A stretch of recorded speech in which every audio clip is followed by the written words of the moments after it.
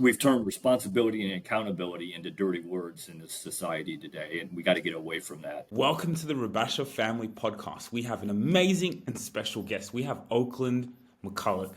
Wow.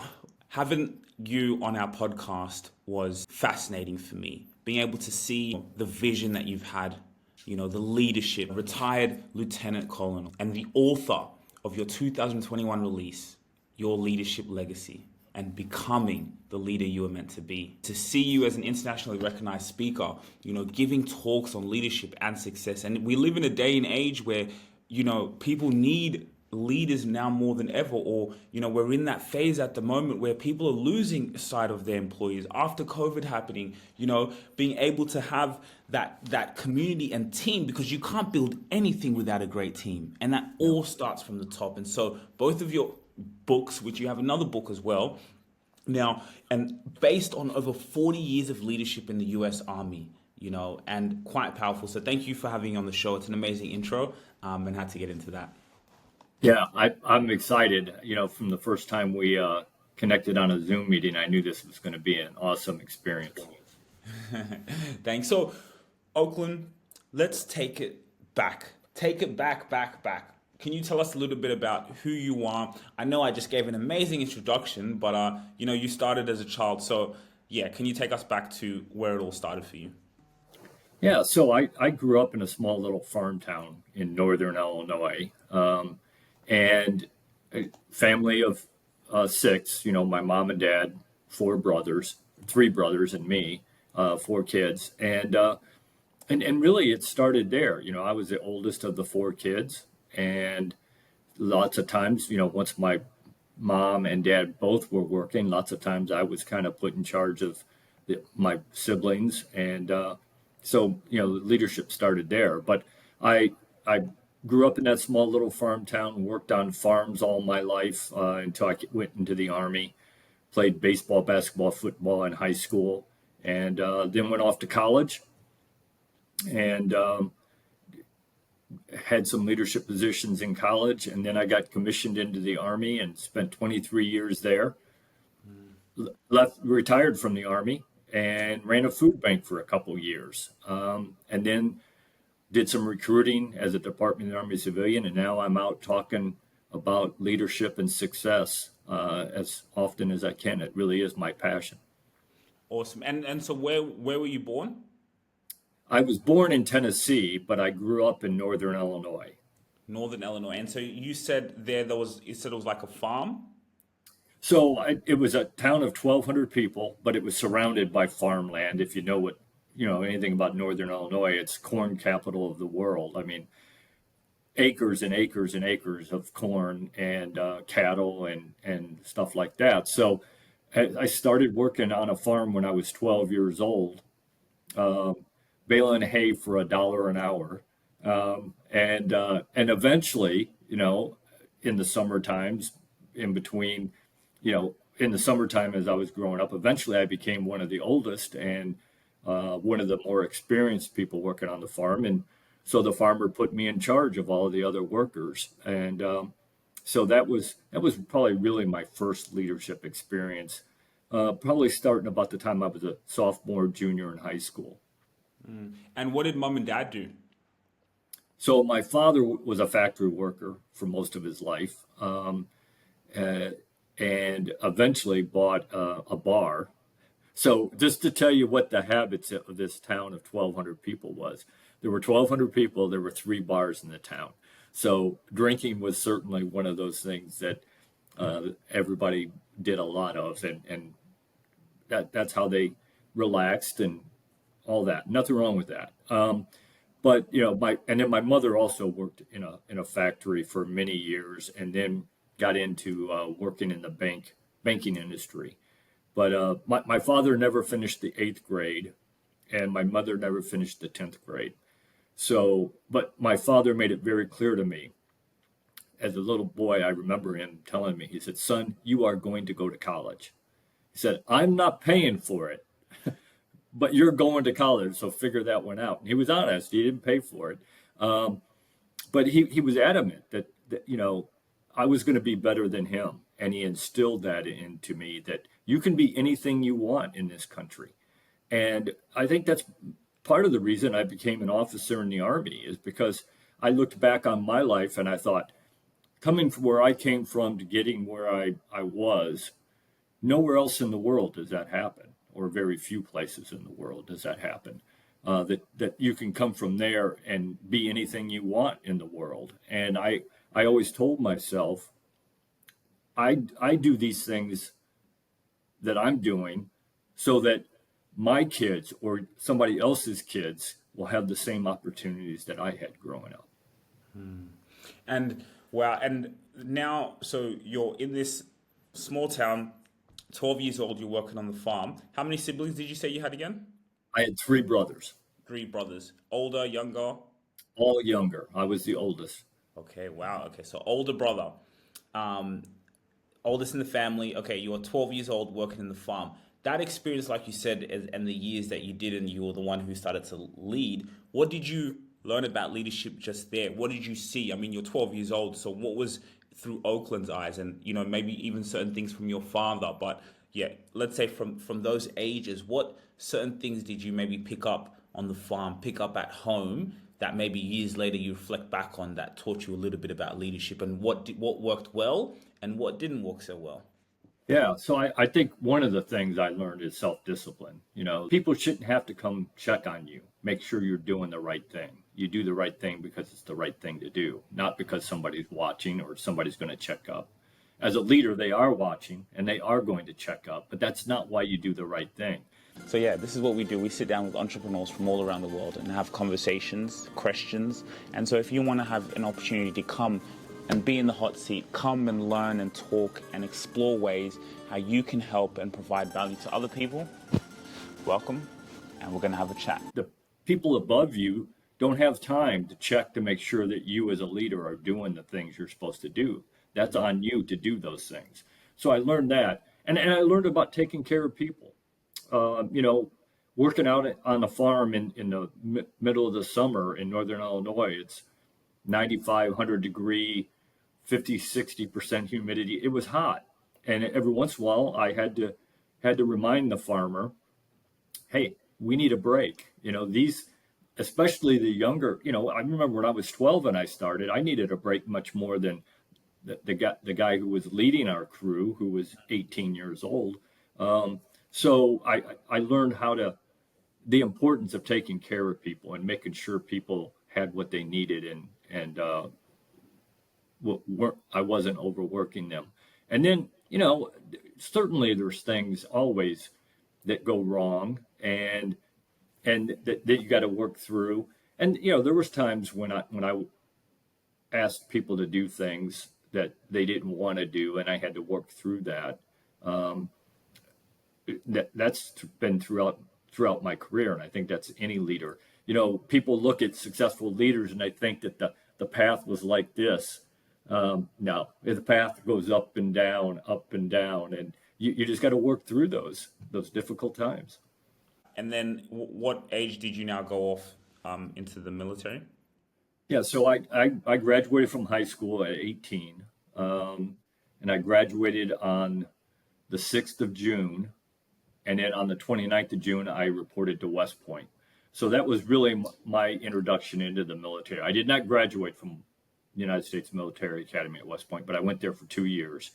And then my father, who owned the bar, the tavern, was having some health issues. So I left West Point, came home, helped him run his bar for about 18 months. Wow. And then I finished up in ROTC at a local college there, about 12 miles away from us. And so I finished up ROTC, got my commission. So I came on active duty in 1986 was when I came on active duty. And let's talk even a little bit about the bar, being a leader there. What was, your experience like there? How did you now take on that role and say, okay, cool, Dad's a bit sick now, I'm going to now run the bar? Yeah, that was something completely alien to me that but I quickly, you got to make sure you order the stock. You got to make sure that, you open on time, you close on time. which was important. And that the people, other people who are working there are doing the right things. So I did manage two other people. They usually didn't work the same time I did, but I had to make sure that, their time and that they were there. And if they weren't there, to cover that. So yeah, that was interesting. And I think that had an impact on me as well in my leadership journey. Just knowing that I could do that, at the adult level, not just the high school and college level, but at the adult level, I could actually do that. And the people I was managing were much older than me, which was a good segue into my first job in the military.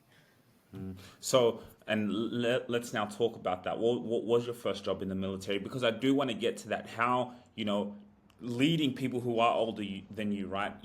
And I think that really now comes down to someone's ability to communicate, have vision, look after people, where it's like, even though you're younger than, they can still be able to, take heed or be able to follow what you're saying. So yeah, can you talk us to a little bit about your first job in the military, and then that dynamic also in the bar and in the military of now leading people who are older than you? Right. So I think, my first job in the military, I was a platoon leader, an infantry platoon leader. And I took over that platoon. My platoon was already in the field doing a training exercise. And so my company commander drove me out there, introduced me to my platoon sergeant, who was my second in command in the platoon. And I remember him like he was yesterday. Amazing man. Sergeant First Class Pinson. He was about 6'5", about 220 pounds, big old country boy from Mississippi. And immediately, we got introduced. He immediately grabbed me by the shoulder, said, "Sir, pick up an MRE, let's go have lunch." And we went over and we sat underneath a tree, and we're sitting there eating lunch. And he said, look, sir, he said, "You're in charge. You're the boss. We will do things any way that you want to do them." He said, "However," and here I am, I'm a 23-year-old lieutenant. He said, "However, I've been in the Army for 23 years. He'd been in the Army as long as I'd been alive. Why would you not listen to somebody like that?" And he said to me, he said, "If you're going to mess up, I'm going to tell you. If you still want to do it that way, we'll do it that way." He said, "But I've got some more experience than you do. And so the only reason you wouldn't listen to somebody like that is because of your ego. And look, we all have an ego. Anybody who tells you they don't have an ego is lying to you. And we want people to have an ego, because that's what drives people to be successful. That's what drives them to be the best at whatever they're doing. But good leaders know when to put that ego aside, because I don't care how long you've been doing what you're doing. You don't have all the answers. You don't have all the skills, the knowledge, the abilities. Use those that your people have. Use those abilities, skills, and knowledge. And I give Sergeant First Class Pinson a lot of credit for having helped me develop into the leader that I am. But how are you a lieutenant at such a young age? So you go through Army, you go through either West Point or Army ROTC, and you go to college for 4 years. You take our ROTC classes or military science classes. And when you graduate, you get commissioned to lieutenant. Okay, wow. So that was a very powerful talk, being able to now, have that and say, look, we're here. We're here to follow what you have to say. And I think that was very powerful, moment just right there. So now, one of the things you said was absolutely true. It's about communication. In the beginning, every time, I'm brand new at this and he's been there for a long time, I would bounce everything off of him and get his opinion on it. I didn't always do what his opinion was. Sometimes that ended up well, sometimes that didn't end up well, and you learn lessons that way. But I was all that open communication. If I was screwing up, I wanted him to tell me that. If I was going to mess up, I wanted him to tell me. And again, you got to put your ego aside, that you're going to make mistakes. And the people you lead know you're going to make mistakes. That's okay. The key to that is when you do make a mistake, you own up to it. So talk to us a little bit about, let's say practical situations for leaders when maybe the team is underperforming. Now, sometimes, for example, I'll be in a position where if I see that within my team and in my business, I'm always thinking, okay, is it me? Is it the training I'm doing? Have I not been the best, communicator, or have I not tried to make things clear, even though I really try to do? So what line is there for a leader now who's going through that issue? How do they look? Okay, is it me, or now is it just maybe the team member? And then how do they now navigate that from, if they do have to let that person go, or improving that person's performance? Yeah, and I've had to deal with that throughout my career. And this is the way I've always looked at it. First of all, you're the leader, so if that person's underperforming, it is your responsibility. You may not be the cause of it, but it's your responsibility to either fix it or remove that person from the team if they're causing problems for the team. So the first thing is, and I see this all the time. I'll go into a company and some CEO will be talking about a leader and they say, well, they just can't. They're just not meeting the standard. And the first thing I ask them is, so show me where you trained them to the standard that you're asking them to meet. And they say, well, I didn't. Was on his resume that he could do it, and I just assumed that he could do it. And I said, how'd that work out for you? That assumption. It's insane to ask to hold people to a standard that you don't know they can meet. So I was always adamant, we are going to meet standards. Here's the standard, and we're going to meet it. And I would put them through that training so that I knew they could meet the standard that I'm asking them to meet. So when I had somebody who wasn't meeting the standard on a regular basis, I'd call them in my office and I'd say, okay, here's the standard. Here's where you are. And I think the difference between a leader and a boss. A boss walks up to you and says, you're not meeting the standard, fix it. And then they walk away. Well, if you knew how to meet the standard, you probably would be meeting the standard. So that's a horrible way to handle that. I would say, here's the standard, here's where you are. Now let's figure out, you and me, let's figure out a plan to get you to that standard. And then we'd sit down and we'd write out a plan. Okay, we got to do this, we got to do that, we got to make sure you can do this correctly. And then every week or every month, depending on how long that training process that you came up with him or her, then you call them back into your office on a regular basis and say, okay, we've met this standard now. Let's work on the next one. And you just go down that list. And this is my philosophy, because I get asked all the time, when do you cut sling? When do you make that determination that you got to let somebody go? And I always tell them, if you go through that process, at the end of that process, if they're still not meeting the standard, then they have self-selected not to work for you anymore, because you have given them every opportunity to show you that they can do what you're asking them to do. And if they don't meet it at that point, that's probably a good time to let them go, and don't waste any more time, resources, and effort on that person. And with deadlines and how busy CEOs are, and the pressures around the business, how long should that process take? How long do you go through that? Okay, are we meeting the standard? Type of process before it's like, because like you said, time, resources, and like Right. for me, in what we like to do, I tell my team all the time, like, I want you guys to be A players. I want you guys to come and bring ideas. I want you to come and say, hey, let's do this. Let's do this. Like, I want you always innovating and improving. But just what you're saying there, how long now should you now go through that process, as let's say for the CEOs watching? I think that depends on what type of position that person that's not meeting the standard is in. If they're in a position where they're costing you money on a regular basis, then I think that in the business world, certainly, then that process has got to be shorter than if they're not in that type of position. But I think that's the leader has to figure that out. How first of all, is the person worth trying to save? Because they may not be. Good question. But if they are, then you got to figure out, okay, how much effort am I and other leaders over that person going to take to make that person meet the standard? And that's got to be a case by case basis, I think. Okay. Wow. And now, like, onto this topic of leadership. Okay, so now you're lieutenant. How long were you lieutenant for? 5 years. 5 years. Yeah. You did 5 years there, and you're leading people older than you. Okay, so what are some of the lessons and some stories now, kind of going through that journey? And because I just want to go through that trajectory of your life and to where you are now, and the power of information that you're giving to people. So yeah, now talk to us a little bit about that 5 years and then transitioning on to the next phase that you entered into. Yeah. So my first platoon that I had with that great platoon sergeant was very successful.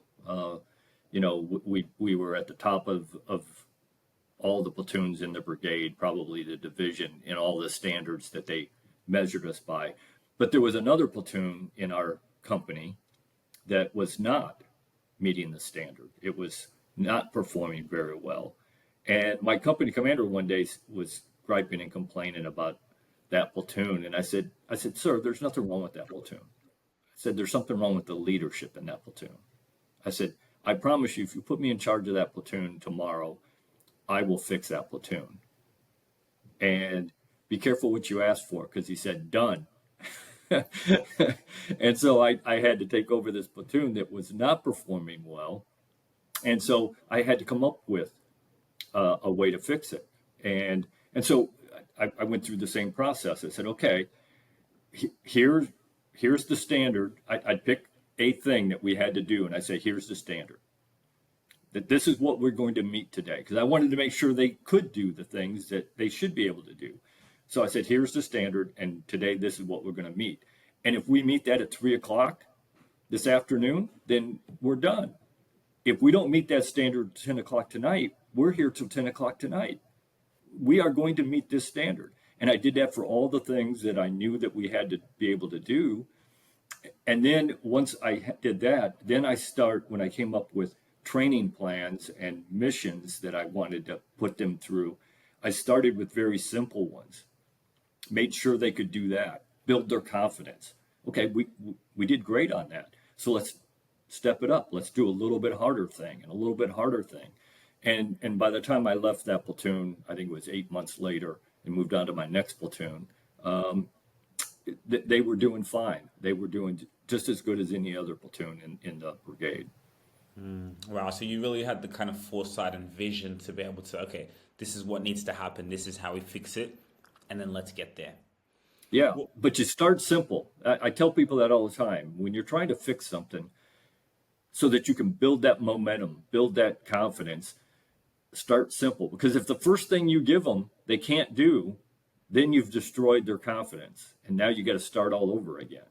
So start slow, start with very simple things, and then build on that momentum. build on, and which also, like you said, it increases their confidence. Wow. Okay. So now, how did you now get into writing your first book? And through that now experience of what you went through it, being a lieutenant. Yeah, well, I didn't write my book till I was out of the Army. So, but I always knew I wanted to write that book. Because I look at it as I believe every leader, it's your responsibility to pass on some of these lessons that you learned to that next generation of leaders, because that is your job, is to create that next generation of leaders, because you are going to leave your position as a leader one way or another. You're either going to get promoted, you're going to get fired, you're going to decide to move to another company, or you're going to die. One way or the other, you are going to leave that position. So you got to be preparing that next generation. And I just kept pushing it off and pushing it off. And I never really got to it until one day, my wife and we live in a condo here in Florida. And her mom, who lived in the same condo, and two friends who live in the condo, we went to an event at our Catholic church that was kind of a motivational / how do we revitalize the Catholic Church. And it was a 3-hour long event. And the keynote speaker, he spoke 3 different times for like 45 minutes each. And then we'd take a break, and then he'd come back and talk. And every time he took a break, I went up and talked to him, because he was doing what I wanted to do. He was out talking to people, helping people, motivating people. And so he was passing on some good information, things I still use today. And then at the end, I went up and I said, I thanked him for his time, and we said our goodbyes, and he started to walk away. And then he turned around, took about 2 steps, and he turned around and he said, "Oak, have you written a book?" And I said, "No, but I'm thinking about it." And he said, "Stop thinking about it and write it." And so I went home that night. That was the 15th of February, 2020. Went home that night, wrote out the table of contents, started writing it the next day, and I published it on the 12th of February, 2021. Wow. So just under a year. Wow. Wow. That like execution, you had that seed. You said something that you saw that's what you wanted to do. Now, you talked about leaving that legacy and leaving that inspiration to the next generation. But was there something like, I want to be a keynote speaker? Because I want to talk about that. How did now that to become like, okay, being a professional keynote speaker, did that vision, is that something that you said, okay, wow, okay, I know I'm leaving a legacy. I want to impart this information, but that doesn't always relate to being a keynote speaker. So what made you say, I want that? Yeah. So, throughout my career, I was involved in leadership development programs, helping teach, coach, train, mentor junior leaders. That's part of an Army officer's job. And so I was doing that my entire career. So I knew that building that next generation was really the legacy that I wanted to leave. And in the Army, that was what I was doing. Then I did some recruiting for Army ROTC as a Department of the Army civilian when I was a civilian, and I was doing kind of the same thing. And then I thought, as I was getting ready to retire from that job, so how do I influence that next generation? And I came up with, okay, I got 4 ways to do that. I've got my book, I've got keynote talks and running leadership development programs for companies.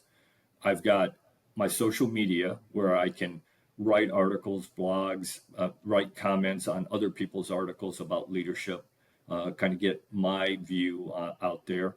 And then the last piece was podcasts. And so I just try to use all 4 of those as much as I can. But my passion is really keynote speaking, because when you're out there talking, and I've been a speaker for over 30 years, just never got paid for it, because except for what the Army paid me for it. Because as an officer, they always want you to come talk at Veterans Day or Memorial Day or 4th of July or whatever. And I always did, because I loved it. And I never minded doing that. But then once I published my book, then I actually had people who offered to pay me to come speak. But it really is my passion, because when you are doing that, you get that direct contact with the audience. And nothing better than to see the light go off in somebody's mind. When you say something, you can see that you have had an impact on them, that they finally understand something that they didn't quite understand before. And to me, that is just such a great feeling. It's a powerful feeling, to be able to, again, leaving that imprint on people. And even for me, being keynote speaker as well, like it's that feeling and just being in that present moment and being in flow and seeing people have a reaction. And then even some situation where I've seen people take action on those things that I talked about. That's Absolutely. What, impact. And one of my favorite parts about speaking at events is the question and answer period. I love that, because then you actually get to help that person. And here's the thing I always tell people, because a lot of times people will come up to me after my talk, after the question and answer period, one-on-one, and ask a question. I said, why didn't you ask that question during question and answer period? I said, because I promise you, you're not the only person who had that question. And now I'm only helping you when I could have helped 10 people. And I don't mind that. I mean, I love when they come up one-on-one after. When I go to an event, I spend the entire day there. I don't just come talk and leave. I want to be out there where people can come up and talk to me and engage with me and ask me questions and bounce ideas off of me. But when you do that, you cheat other people out of that same experience, because I promise you there's other people with the same question. Wow. Yeah. And, to be able to, like you say, hey, other people are going through this. And that's why I think it's so powerful when, you're speaking one to many. It's quite powerful. Do you think it's imperative to write a book when someone wants to become a keynote speaker, someone like yourself? I get asked that a lot because I get on LinkedIn, which is the main social media I'm on. I get at, people who are aspiring to be a keynote speaker or just starting out. And they ask me, is it mandatory that I write a book? And I said, no, it's probably not mandatory. There's keynote speakers out there that don't have a book. I said, but it does give you credibility, whether that's right or wrong. It it does give you credibility if you've written a book. And some of the proposals I send in, one of the first questions on their form is, "Are you a published author?" So obviously that matters to people. So I think, here's what I tell people: if you think you have a book in you, then just like that guy gave me permission, then write it. It it doesn't hurt anything to have it out there. In fact, it's great that you took the time and effort to put your thoughts, your ideas, your beliefs into writing for other people to look at. But I, I don't think it's mandatory, but I think it certainly does help you as a keynote speaker to have a book. And what was that process that you went through writing that book? So it was funny, you think, at least I did, I'm a very disciplined, very self-disciplined person. And I thought, okay, I'm going to set aside 2 hours every day, 3 hours or whatever it was. And then, whatever time that was, I had it on my calendar and I'd sit down and I'd like, yeah, not coming to me. Yeah. So I think that most people, there's some people that can do that probably, much more creative than me, that might be able to do that. But for me, it eventually just came to when I had the feeling, when I had the idea, when something would pop in my mind. And one of the processes that I used and I pass on to people who are talking about writing a book is I took my table of contents and I put a folder for each chapter. And in that folder, I put a blank Word document. And when I would come up with an idea or a thought, I would go to that folder, pull up that document, and I'd write something, maybe only a sentence or a paragraph. But just so I had it, I don't forget it. Because I don't know how many times I was laying in bed at night and something would pop in my mind. And I think, well, I'll write that down tomorrow. Yeah, right. That's gone tomorrow morning. So that's when I came up with that idea. And, at 2 o'clock in the morning, I'd get up and I'd walk in here to my office and I'd write a sentence or two and then I'd go back to bed. But the next morning, then that would jog my memory of what I was thinking about. And then I could expand that a little bit. And that helped me a lot. Getting that down. And the other thing I tell people is that you don't have to go in the order of the chapters. I wrote my first chapter very last. That was the last chapter I wrote. Wow. It was the last one, was it? Yeah. Wow. Okay. So, incredible, powerful lessons you've broken down here. What are some of the, and you may have referenced it a little bit earlier, what are some of the slight mistakes that you see CEOs going in when you're going in to do workshops, when you're going into keynote speaking, even certain questions that you get asked? What do you think a lot of people are getting wrong today when it comes to, leading a team, leading that vision and a mission? Right. I talk about servant leadership. That's the style of leadership that I think is the best leadership. And in that, and I see this a lot, I believe that leadership is about selfless service. It is not about you. And yet it's all about you. It's not about you and the title you're going to get or the privileges you're going to get or that you're going to get better pay. Those things come with being a leader, and that's great as long as that's not the only reason you want to be the leader. If that's the only reason you want to be the leader, then please go do something else because you're not going to be a very good one. And so what I'm seeing is that a lot of people don't take care because it's all about you and how you empower the people in the organization that you have the privilege to lead. And it is a privilege to be the leader. And I think too many leaders today have forgotten that as well. Just look around. So I think that's one of the things that I think I'm seeing. I'm not seeing that selfless service. They don't believe that that's why they're there. I got it. You got to make money. In the Army, we had this saying: mission first, people always. You got to accomplish the mission. And if you're in a business, then you got to make money. I got that. But that doesn't mean that these two are not mutually exclusive. You can still do what you need to do and take care of the people that you have the privilege to lead. And taking care of them doesn't mean you let them do whatever they want. It means sometimes being a servant leader, taking care of people means you're going to make them do things they don't want to do because it's in their best interest. They may not know it's in their best interest at that point, but it is. And I've had soldiers come up to me after we deployed somewhere, the first Gulf War or Kosovo or whatever, where they didn't agree with something that I was making them do. But after the deployment, they'd say, sir, I'm glad you made us do that because I had to do that there and I knew I could do it. Having that foresight and vision to be able to be like, you may not know this is best for you, but it's also why I'm here to be able to guide you there. And so what do, you look at, people like Elon Musk, Donald Trump, all these big leaders, what do they do well?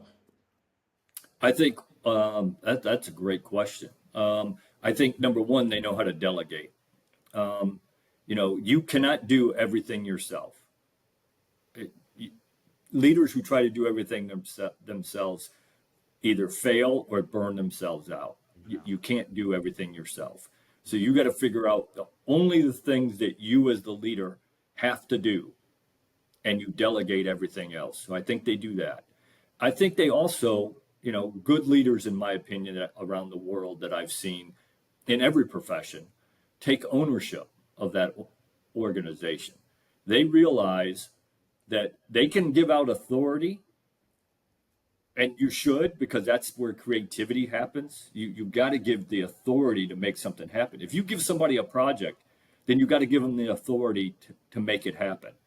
If you don't, then they're just going to come back to you every 5 minutes and ask you, can I do this or should I do that?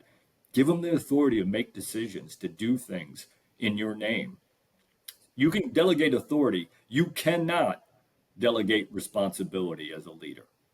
And I see that mistake a lot in this world right now, where leaders don't want to take responsibility. They say, yeah, that went well. I'm going to take responsibility for that. That didn't go so well. I'm going to blame John for that. That's not leadership. Your name is the name on the blame line all the time. My philosophy was always this, and I always did this. If my team accomplished what it was supposed to, I went to my boss and I tried to do it in front of my team. And I said, hey, boss, look what my guys and gals did. And oh, by the way, John, Jim, and Jane did a great job on this project. If we didn't accomplish what we were supposed to, I went in front to my boss, tried to do it in front of my people. And I say, hey, boss, I messed up. And this is how we're going to fix it. Because in the end, whether I messed it up or not, I'm the leader. I'm responsible for it. I should have made sure that it didn't get messed up. But then this is how we fix it. And that's always been my philosophy, because we're all going to make mistakes. We're all going to mess things up. Nobody in this world is perfect. I keep trying to convince my wife I am, but she's not buying it. You'd think after 38 years I could convince her, but no, I can't. None of us are perfect. We're all going to make mistakes. I don't care if you made a mistake. What I care about, what did you do after you made the mistake? Did you try to hide it? Did you try to blame it on somebody else? Or do you walk up to me and own it and tell me how we're going to fix it? Then let's go fix it. That doesn't mean that you got to learn from that mistake. And there may be accountability for that mistake, which is another thing I don't see a whole lot of in this world. We've turned responsibility and accountability into dirty words in this society today, and we got to get away from that. There should be accountability if you messed up. It doesn't mean it's career ending. It doesn't mean it's like, you're done, but there should be accountability, because that's how we learn. So we learn from it and we fix it and we move on. And that's the philosophy you have to have when there's mistakes. I really love that notion of accountability there. And we talked about it in our call earlier, where we live in a generation that is a little bit softer now, especially even in masculinity and being able to, raise up, fine and strong young men. And, there's a lot of sensitivity that's happening. Like we talked about in baseball, they don't keep score of the track, where it's like, oh, kids just, no score, like, where it's like growing up, that competitiveness and, the anger, the passion to go in and to be that, authority figure. And so, as I said, on the masculine and femininity side, I believe we're losing a lot of core essences there in a softer society. So what's the cure to that? How do we continue to raise, masculine men to lead the vision, and also feminine queens out there to also lead in their authority and Yeah. divinity? Oh, absolutely. We need leaders in both, but they are different. But always go back to I think we don't put an emphasis on a winning culture, getting results, and in the real world, results do matter. In fantasy land, maybe they don't, where everybody's a winner and everybody gets a trophy, and that is fantasy land. In the real world, results matter. And growing up, my father I almost literally beat that into me, that results do matter, son. He used to tell me, he had this thing called the 75% rule when I was growing up, and I lived by it. I taught it to my kids, and I teaching it to my grandkids. He said, you should want to be better than 75% of the people doing whatever it is you are doing. He said, and if you're not, then you need to do one of two things: figure out how to get better at it, or go do something else, because obviously it doesn't matter to you. Now, when you start, are you going to be better than 75% of the people? Probably not, unless you're just some gifted person at that, whatever it is you're doing. But that's when you sit down and you figure out how to get better at it. And every day you get a little bit better and a little bit better, and eventually you're to that point. But we got to revitalize that winning attitude, that desire to win. And we got to teach people how to lose, because we're not going to win every time. I got that. But the desire to win every time you do something should be there.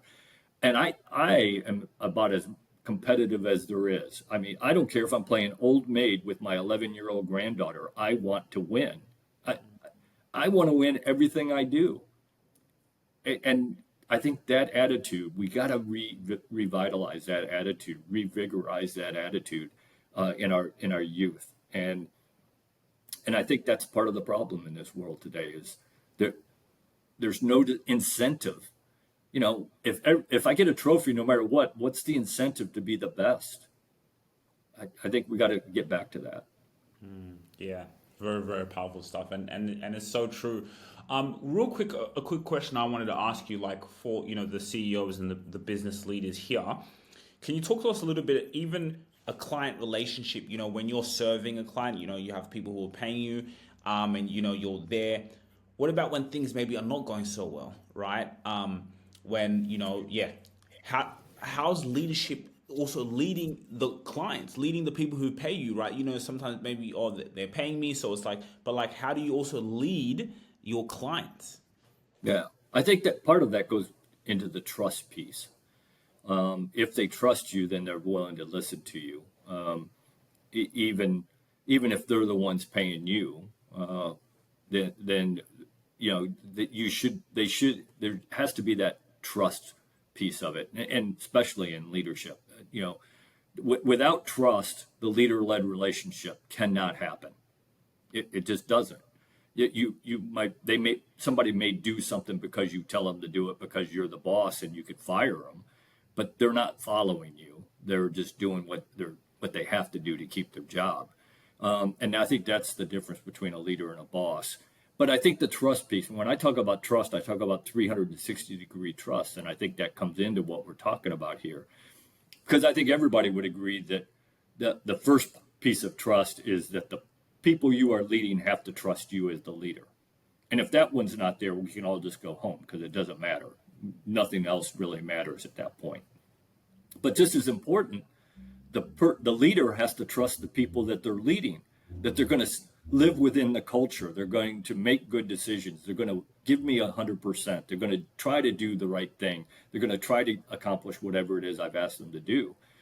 And then everybody on that team has to trust everybody else on that team that they're going to do those same things.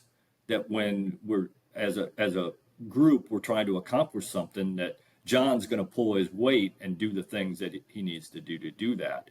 But then we go to the outside the organization trust. That client that you have, either that you're providing a service for or they're providing a service for you, that trust has to be there as well, because nobody's going to do business with you if they don't trust you. And I hope you're not doing business with somebody you don't trust. So that 360-degree circle of trust, and if any piece of that is missing, then you got problems.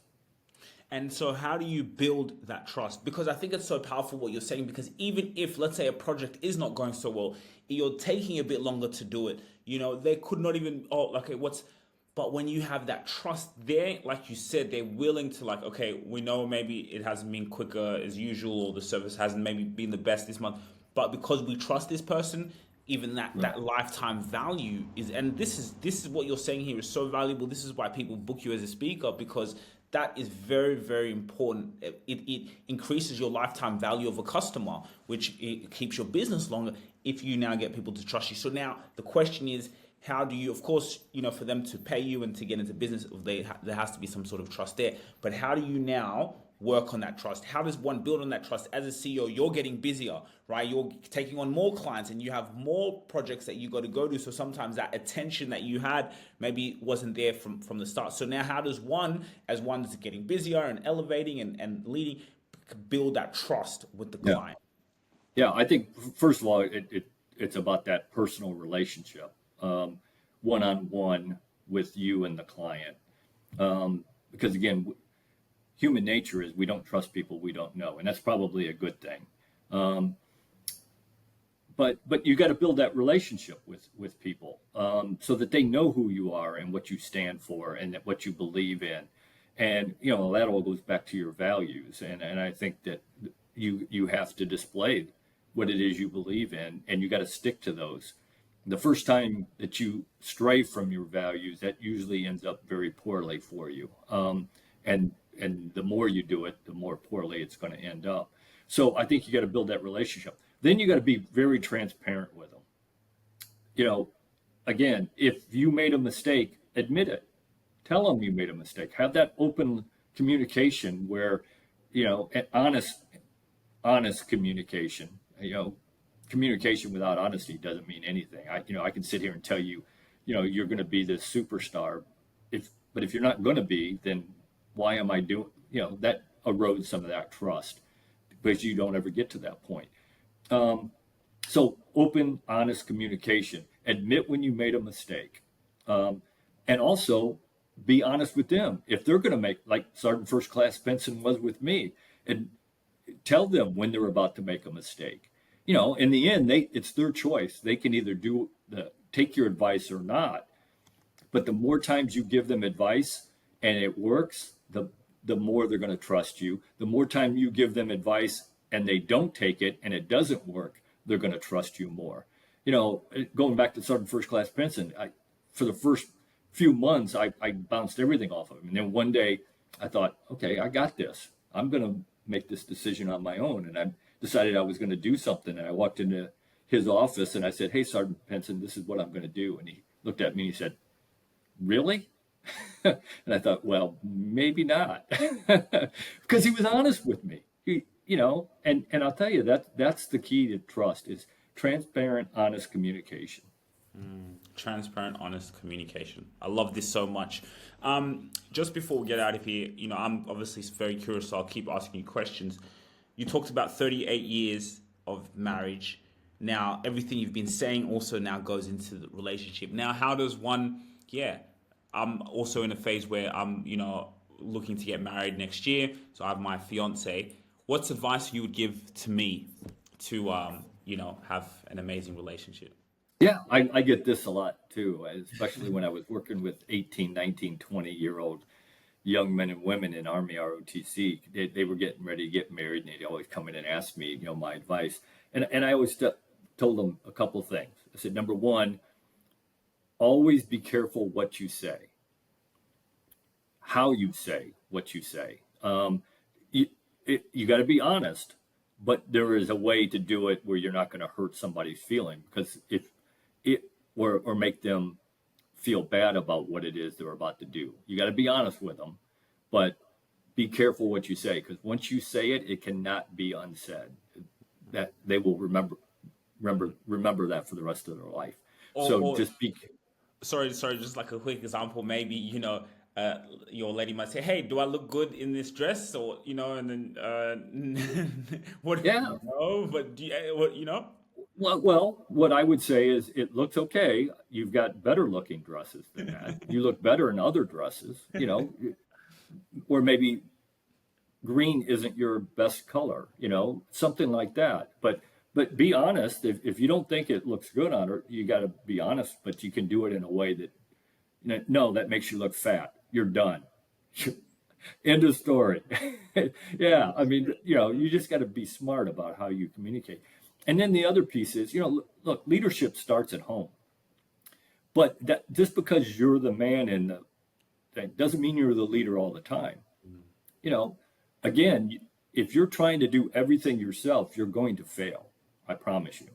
So, divide up, again, use other people's knowledge, skills, abilities, talents. There's things that my wife that I take her advice on, because that's her area of expertise. There's things that I'm the leader on, and I make the decisions. But we sit down. You got to sit down and say, okay, how are we going to divide this up so that it makes sense, and that we're both not being burned out. And especially in today's world where both people are probably working, you really got to do that. So be honest with people. Be careful what you say, how you say it, and then figure out what that marriage is going to look like. Actually, before you get married, sit down and say, okay, what do we want this to look like going forward? And that will change, obviously, as you move on. I mean, how we divided things up before we had kids changed after we had kids. How we divided things up when we were both working changed when she was a stay-at-home mom. I mean, so that's something you got to revisit every so often as things in your life change. Wow, powerful information. And how many grandchildren do you have? I've got three grandchildren. I've got an 11-year-old granddaughter, 8-year-old grandson, and a 4-year-old grandson. Wow, what a blessing. What message do you want to leave them as you go on with your vision, and what will your legacy be? Yeah, so I try to instill that winning attitude in them, and then the number one message that I try to instill in them, and I actually got to do it a couple years ago. My granddaughter, she was I think 9 at that point. She was trying to figure out whether or not she wanted to get involved in a project, and she said, "Well, I'm just not sure I could do it." And I used the old famous Henry Ford quote on her. I said, if you think you can, or if you think you can't, you're right. If you think you can, you got a shot. And that's the way you need to always approach something. If I'm going to do this, I got to have that mindset. I can succeed at this. You may not. I mean, that's called life. But at least you went into it with the right mindset. And at some point, you might have to say, yeah, I can't do that. I could go into the mindset that I'm going to be a pro basketball player at 63 years old. All I want. That's not going to happen. I mean, you got to be honest with yourself. Again, everything about yourself, if you're not honest, you're cheating yourself and you're lying to yourself. And nothing good comes out of that.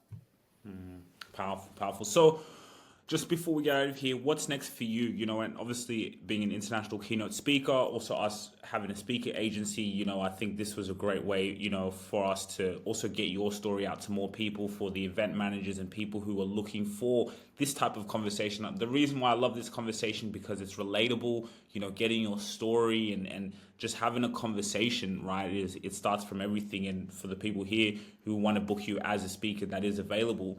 What is your vision? What do you see, yourself doing the next decade? Yeah, until I can't do it anymore, physically can't do it, I don't see anything else than doing keynote talks and leadership development. And I am working on my second book. But that's really what I want to do. It is my passion. I believe it is my responsibility. It's all of anybody who's a leader, it's a responsibility to pass on these lessons. And I don't talk about leadership theory. I don't even mention theory in my book or in my talk. That's not what it's about. It's about everyday things that every leader can do to improve their leadership skills and abilities while empowering the people and the organization that they have to make them better. And I think that's part of a leader's job as well, is to make not only better at work, but better people of the people you lead, if they are willing to do that. And so I really love what I do, passing on these to the next generation, and it is my passion. And I don't see myself doing anything else other than that. And when you live with passion and purpose, it makes you feel and look younger, right? It has that burn and the desire to keep going. Like I say, I know what I'm doing here. Like I'll be doing this until I die. Like there's no such thing as retirement. There's no such thing. You No. retire when you die. Yeah. We're Yeah. all good on Yeah. that. I love to fish. I live here in Florida, and I love to fish. I have my yacht, my little 17-foot John boat, and I go back in the mangroves and I fish. And my fishing buddy, who is retired, he's 83 years old, and he's fully retired. And he said to me, he said, "Oh, what are you doing?" He said, "Why are you flying all over the world talking?" He said, "Why don't you just retire and fish every day?" And I said, "I can't." I said, I, I look at it as my responsibility to do this. And I love what I do.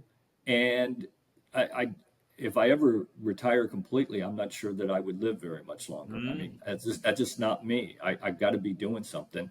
And because this is my passion, it's the perfect path for me.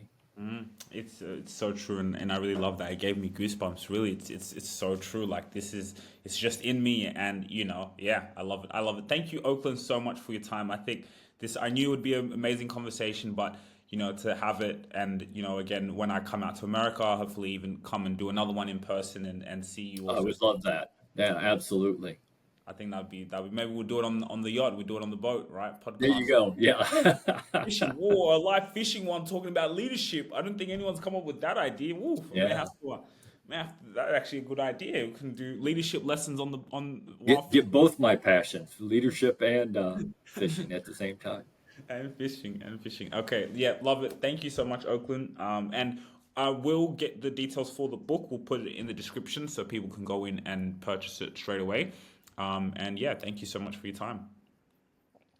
Yeah, well, thanks for having me. This has been a great conversation, and it really was a conversation. I mean, I didn't know where it was going, and that's okay. That's the way it should be. And time just goes like this, it just flies. Yeah. So cool. Thanks, and we'll see you guys on the next show. If you really enjoyed this video, make sure to click here, and I'm sure you're going to love that one.